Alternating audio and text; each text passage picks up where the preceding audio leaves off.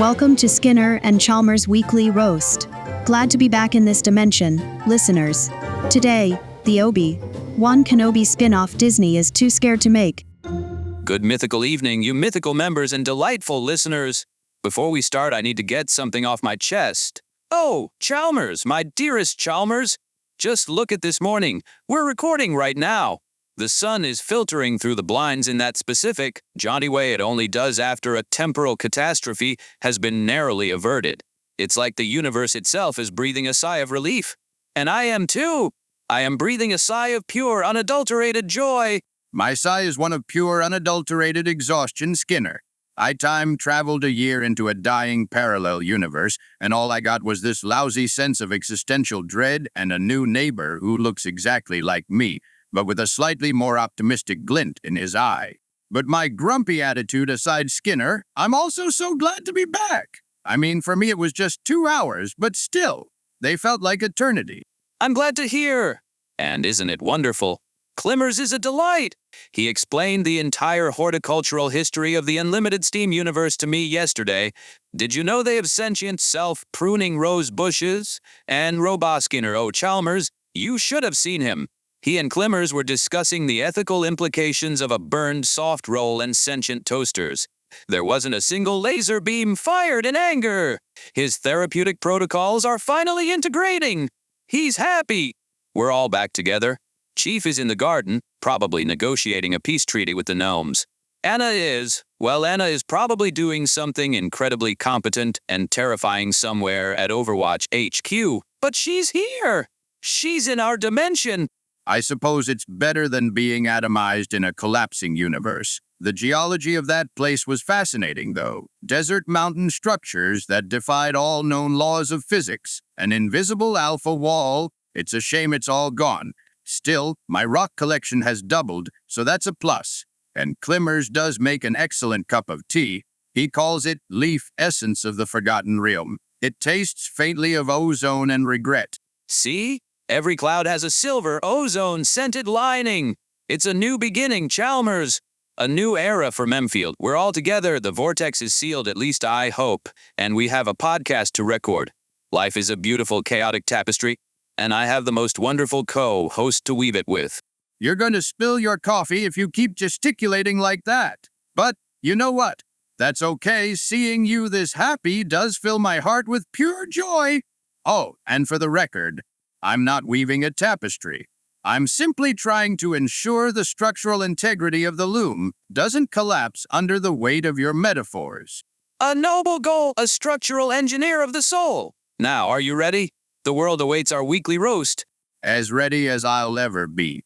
Just promise me no talk of sentient breakfast pastries today. I'm still recovering from Chalmers' lecture on the emotional state of a croissant. My lips are sealed. Mostly, let's do this. So again, good evening, you mythical mimmers, you delightful denizens of the digital dreamscape. Welcome back to Skinner and Chalmers' Weekly Roast. I am your host, Skinner, feeling particularly effervescent today. Like a bottle of yip, whoop wine that's been shaken by a temporal rift and is now fizzing with renewed purpose. And I'm Chalmers. I'm the bottle that's been left on the shelf for a year, collecting dust, and is now being regarded with a mixture of suspicion and morbid curiosity. It's good to be back. Oh, it's more than good, my dear Chalmers. It is a glorious, triumphant return, a homecoming of epic proportions. You have faced the void, rescued a parallel version of you who is an absolute whiz at baking, and have returned to the comforting, familiar chaos of Memfield. My heart is so full, it feels like it might just sprout tiny, feathery wings and fly right out of my chest. Please keep your internal organs where they belong, Seymour. The cleanup from the last time you had a metaphorical explosion was extensive. Remember the golem uprising? A minor tremor of jubilance. But you're right, let's remain corporeal for now. Because Chalmers, while you were all gallivanting across dimensions, I was here, keeping the home fires burning. And in the lonely watches of the night, my subconscious, it cooked up something magnificent. Something so brilliant, so absurd, so utterly necessary, that it will change the face of serialized entertainment as we know it. Oh no, you have that look in your eye. It's the same look you had before you tried to teach Master Chief the art of interpretive dance using only traffic cones and a jar of expired marmalade. This is bigger than marmalade choreography, Chalmers. This is a vision, a dream that has imprinted itself upon my very soul. I dreamt of Obi-Wan Kenobi. Well, hello there, crazy idea of Skinner. But actually, that's surprisingly normal for you. Did he impart some forgotten Jedi wisdom, a secret to achieving true balance in the Force? Not exactly. He was brainwashed, you see, by the Separatists. Count Dooku, probably. And they didn't turn him to the dark side. Oh no, they did something far more insidious. They turned him into a mid-level politician from Bavaria, Germany. Alarm, heavy silence. A politician from Bavaria. Precisely, and he wasn't trying to conquer the galaxy or destabilize the Republic. His entire political platform, his singular, all-consuming obsession, was a demand for more sausages. Sausages? Obi-Wan Kenobi demanding sausages? Yes, Wasteworst. To be specific, he was standing in the Galactic Senate, in his full Jedi robes, but with a little felt hat with a feather in it, and he was pounding his fist on a podium, yelling in a thick Bavarian accent, "The Republic must divert funding from the military and invest in superior sausage production. It is the only way to bring peace and prosperity to the galaxy." I feel like I need to lie down. My brain is trying to process this and is instead opting to shut down non-essential functions. I can no longer feel my left foot. Don't you see the genius of it, Chalmers? The drama, the pathos, the sheer unadulterated absurdity. A noble Jedi master, his mind fractured and repurposed for the most mundane yet passionate of crusades. We have to make it a series. A multi-season, prestige television event. You want to create a TV show about Obi-Wan Kenobi demanding more sausages? It's a character study, a deep dive into the nature of identity. What is a Jedi if not his convictions? And what if those convictions are replaced with an unshakable belief in the superiority of minced pork in a casing? It's a commentary on political discourse. It's a fish-out-of-water story. It's gold. Chalmers, pure comedic gold. Skinner, of all the ideas you've ever had, and that includes the plan to replace the town's water supply with lukewarm gravy and the time you tried to domesticate another storm cloud, this might be the most profoundly, fundamentally broken.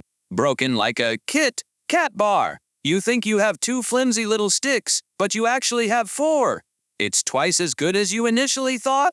We just need to flesh it out. Let's start with the title. I was thinking something evocative, something with gravitas. How about Star Wars: A Kenobi Story? It sounds like a food-borne illness. Okay, a bit on the nose. How about The Bavarian Candidate, a nod to the classic political thriller? That's slightly better, I suppose. It implies a level of intrigue that is immediately betrayed by the central premise of sausage acquisition. What about Hello There, A Tale of Two Worsts? Absolutely not. We are not turning his most iconic line into a sausage pun. I have to draw the line somewhere, and that line is a thick, impenetrable barrier of absolute refusal. My soul has geological strata, Skinner, and you have just hit the bedrock of my patience. Fine. We'll workshop the title. But the story, Chalmers! Think of the story, the opening scene, Coruscant, the Jedi Temple. Mace Windu is meditating. Suddenly, the doors burst open. It's Obi-Wan. He's holding a Pritzel the size of a shield. He points it at Windu and says, "Samuel L. Jackson, Z time for talk is over. We need more mustard for Z people." He knows Mace Windu's actor's name. The brainwashing was imprecise. It's a side effect. He occasionally breaks the fourth wall, but only to misidentify people with the actors who play them. It adds another layer of existential confusion. He sees Anakin and says, "Hayden Christensen, you are like a son to me. Now, pass the sauerkraut." This is a fevered dream. We're living inside your fevered dream. Is the room getting warmer? I think the walls are starting to melt. That's just the creative energy, my dear husband. Now, let's talk marketing. I envision a guerrilla marketing campaign. We'll hire people to dress up as Bavarian Obi-Wan and stand on street corners, silently offering bratwurst to passersby. We'll project a giant rotating sausage onto the moon. We'll replace the water in every public fountain with non-alcoholic beer. And we'll be arrested for multiple health code violations, public nuisance, and defacing a celestial body. My marketing plan would be slightly more subtle. Perhaps a targeted social media campaign, a few well-placed memes, a trailer that focuses on the dramatic tension of a Jedi trying to navigate the complex bureaucracy of German sausage import regulations. But that's so sensible. We need spectacle. We need to capture the spirit of the show. Imagine the trailer, Chalmers. Epic Star Wars music swells. We see a Star Destroyer. A lightsaber ignites, and then a quick cut to Obi-Wan in a smoky backroom, negotiating with a shady Gungan black marketeer over a crate of illegal NU-run burger Rostbratwurst. I have to admit, the image of a Gungan in a trench coat whispering, "Misa got the good stuff, Uki, day," while holding up a string of tiny sausages is vivid. See, you're coming around. You can't resist the pull of the worst side. Now, the script. We need a sample scene. Let's set the stage. Obi-Wan has called an emergency meeting with Bail Organa. It's a clandestine meeting, very serious. Alderaan's fate hangs in the balance. Okay, so high-stakes diplomatic intrigue, the future of the rebellion. Precisely. Here's how it goes. Skinner clears his throat, adopting a deeper, more theatrical voice. Speaking as Bail Organa, Kenobi, thank you for coming on such short notice. The intelligence from my spies is troubling. The Emperor has a new weapon, a terror that could bring star systems to their knees. Speaking as Obi-Wan, Jedge, a Z-terror is very bad.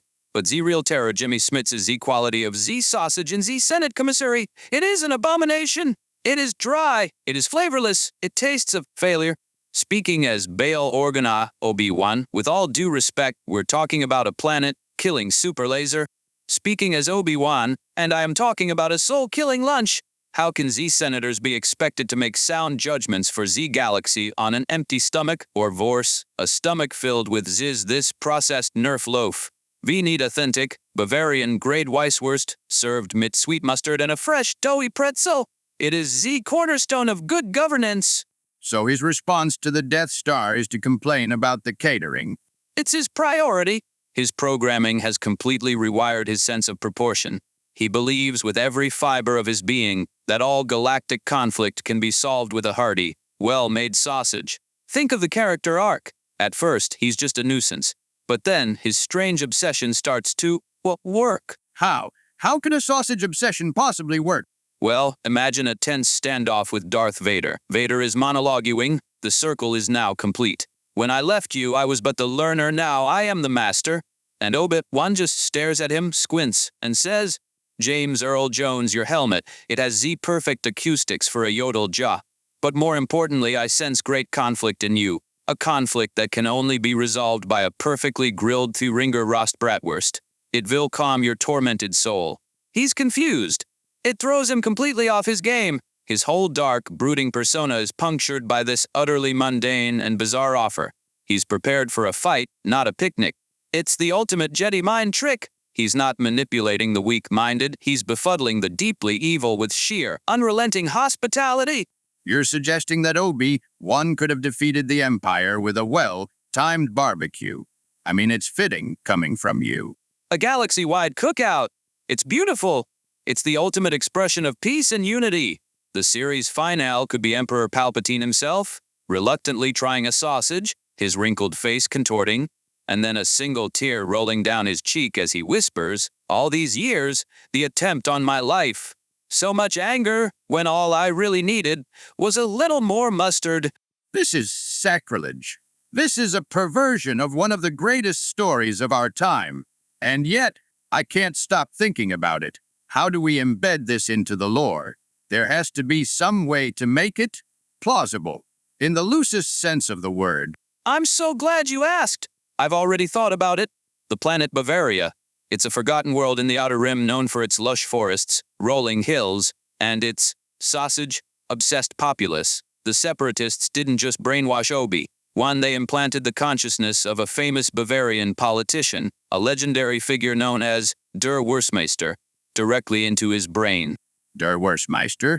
Skinner, are you serious? Indeed I am. A historical figure who united his planet through the sheer quality of his charcuterie. It's a political thriller wrapped in a cooking show. And the brainwashing process wasn't perfect. Obi-Wan's Jedi abilities still manifest, but in strange sausage-related ways. He can use the Force to sense the precise the well for me vegan pork to fat ratio in any sausage from 3 parsecs away. He can meditate until he achieves a state of oneness with the cosmic grill. His lightsaber, he now uses it primarily for slicing salami with microscopic precision. What about the geology of this planet Bavaria? You can't just invent a world without considering its geological makeup. That's just lazy world building. Is it a terrestrial planet? What are its primary mineral deposits? These things are important. The terrain would influence the diet of the local fauna, which in turn would affect the flavor profile of the sausages. Chalmers, you're a genius! Of course, the unique, savory flavor of Bavarian sausages comes from the high concentration of a rare, edible crystal in the soil. Let's call it wurstium. It gets absorbed by the local plants, giving their plant-based meat a naturally smoky and spicy flavor. That's why Obi-Wan is so obsessed. He's tasted perfection, and now the rest of the galaxy's offerings are like ash in his mouth. Wurstium. You've solved the central narrative problem with a magic sausage crystal. Why am I not surprised? But what about the climate? The axial tilt of the planet would determine the seasons, affecting the availability of spices and herbs needed for sausage production. Is it a temperate climate? Does it have long, harsh winters, necessitating the smoking and curing of meats for preservation? It has 4 distinct seasons: a gentle spring of spices, a long and sunny summer of smoking, a crisp autumn of appetites, and a cold winter of curing. The entire planet's ecosystem and culture revolves around the sausage-making calendar. The national anthem is a drinking song about the glory of the annual harvest of mustard seeds. It's horrifying. It's the most detailed, useless piece of lore I've ever encountered, and I'm starting to love it. We'd need guest stars. Who else gets dragged into this mess? The supporting cast. Imagine Yoda. Obi-Wan visits him on Dagobah, concerned for his old friend. Obi-Wan finds Yoda not training Luke, but teaching him how to properly case a sausage. Luke is complaining, "But Master Yoda, I came here to learn the ways of the Force." And Yoda, wearing an apron over his robes, says, "Patience, young Skywalker. From Z-Force, a Jedi strength flows. But his flavor from Z-blend of paprika and marjoram, his flavor flows. Now more spices you must add." And Obi-Wan's reaction. Obi-Wan just shakes his head sadly and mutters, "I sense a great disturbance in the food court." Then he tries one of the sausages, his eyes go wide, and he says, "A path to the delicious side. Share the recipe with me, Yoda." He gets hooked. Soon, the entire Dagobah system is filled with the fragrant smoke of Yoda's new barbecue pit. So the entire Jedi legacy is replaced with a multi-level marketing scheme for artisanal sausages. But please, let's make them all plant-based. It's not a scheme, it's a new philosophy. The worst way. It's about bringing people together. Imagine Chewbacca trying to explain to a confused Han Solo using only growls and roars, a complex recipe for Kashyyyk, worse that he learned from Obi-Wan. Han thinks he's having a stroke. See, 3PO translates, "Master Luke." It appears Chewbacca's conveying a deep-seated desire for a higher ratio of coriander in the final product. Oh dear! What about the merchandise? We can't launch a series of this magnitude without a comprehensive merchandising plan. Oh, the merch! We'll have action figures, of course. Bavarian Obi-Wan, complete with tiny felt hat and a lightsaber that retracts to reveal a sausage fork. We'll have a cookbook, The Worst Way, galactic grilling with Master Kenobi. We'll have a line of artisanal mustards, each named after a different JD. Yoda's Dagobah Dijon, Mace Windu's Purple Haze Horseradish. Anakin's Dark Side Chipotle? Because it's extra spicy and leaves you feeling a little bit bad about yourself. Chalmers, you're a natural at this. We could even have a companion podcast, a behind-the-scenes show where we analyze each episode's sausage-related lore. We could call it The Weekly Roasted Sausage. That's it. I'm out. You have taken a perfectly good, respectable podcast title and debased it. My tolerance has been exceeded. The structural integrity of my sanity has been compromised. I'm going to go check on my Felsic rock collection. They're the only ones who understand me. They're silent, judgmental, and full of ancient, unassailable logic. But Chalmers, we haven't even discussed the spin-offs.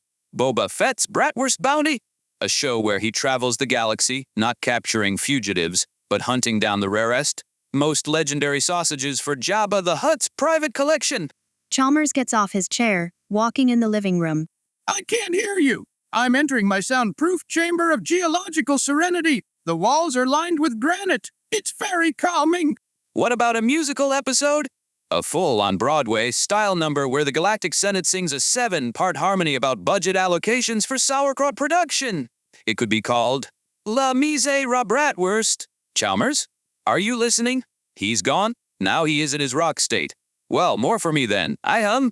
He'll be back. He always comes back. He secretly loves it. Listeners, next week folks will discuss my idea for a gritty noir detective series starring Jar Jar Binks as a hard-boiled private investigator who's lost everything except his faith in a broken system. It's going to be magnificent. Or, well, maybe it's for the better if not, otherwise Chalmers will be so annoyed that he will want a hand in another, just geology, episode here. We don't want that. I don't want that. Until then, may your coffee be strong, your toast be perfectly browned, and may all your sausages be mythical. See you again next week.